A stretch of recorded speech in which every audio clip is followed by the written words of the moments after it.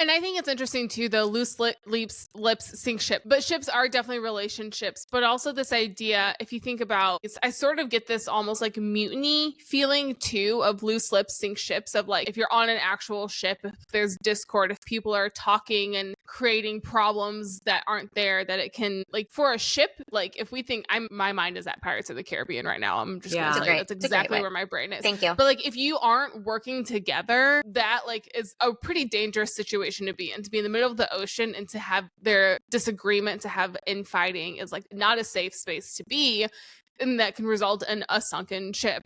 There's some implications here in this line where you can get into like trust. And I think that's like a key part of this too. If we're not safe, who do we trust? I think is like an interesting question here. Yeah, and the other side of keeping secrets is also like gossip, Yeah. especially when you're talking about celebrity eyes or like being in the plain Public sight. space. Yeah. So loose lips is like, there's like gossip that can sink relationships. The fact that the meaning holds for both, for both versions of this line, like literally on ships, it will also sink ships if people are not buttoned up, but figuratively also gossip can hurt, or like revealing secrets can hurt a relationship. And it doesn't even have to be famous people. This is going to be one of my pop culture references here, is I think of Friends. When Monica and Chandler start dating, they want to keep it a secret because they're just kind of figuring it out, and it like could really impact their friends.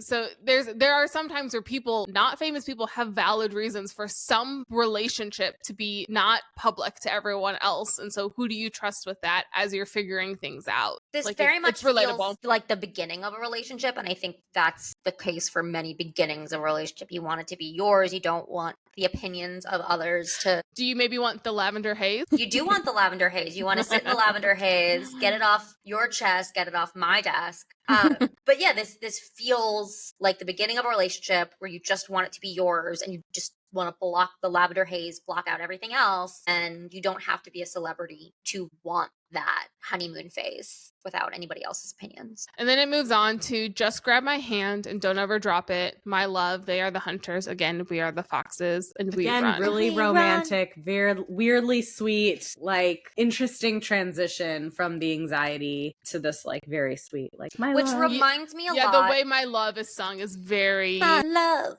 Beautiful, relaxing.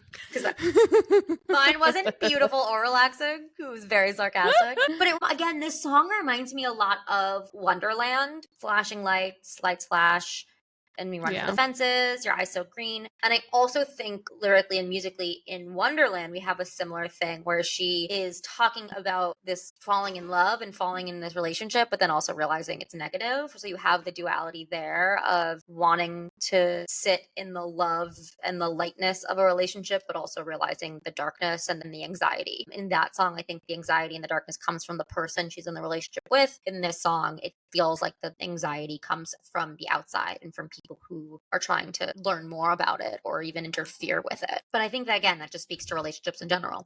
It's never just one feeling that you're feeling. As much as you might want to sit in the joy in the lavender haze, there's other things going on in the world that will cause it to be a multifaceted situation. Just looking at this song as a whole, I'm really seeing like the two parts to it. There's the anxiety of the being hunted part, which it does feel like both of them are feeling. Like even the speaker, as much as the speaker, which in the second part, the speaker is like, I know places and I know an escape and I can get us out of here, as kind of like the resolution. But even though the speaker is the one that is saying all those things, the speaker clearly still feels very intensely that first part. So it's interesting to me that the speaker has the solution and the speaker knows places, but the speaker also knows the feeling, because to me it's like, why would you feel this hunting feeling so intensely if you've always had this mechanism to just be able to get away and hide? Maybe I could understand that for the second person, the person that's needing the saving, if that anxiety was like that person's perspective. But it's just so interesting to me that the first person can feel both and know both. It almost makes me want to distrust the speaker. Like, it's like, you know spaces, but do you really? So that's what I was just going to say. It's an interesting angle that I hadn't really thought of before, that she's kind of like reassuring, like, don't worry, I know a place we can hide and get away from this. Yeah. And she's trying to like calm someone down from their anxiety about the whole thing. Or is in denial about it, or like there's like a moment where maybe like they just like switch off and like turn off reality and they're like, this is a game, we can run away. Like it almost, the switch is so drastic that it makes me like just question the speaker a little bit. And I'm like, do we have like an unreliable I speaker? love an unreliable narrator. I love it too from the just grab my hand and don't ever drop it. The speaker's taking the lead, both like, oh, I know places, but is also like literally like the speaker never says the place. The speaker just says, I know places, take my hand, I'll take you there. Lips sink ships. If she says the place. But there's, I think that thinking of this as an unreliable narrator, then there's sort of the question of, do you know places? Like you're saying you're saying let's go, but we're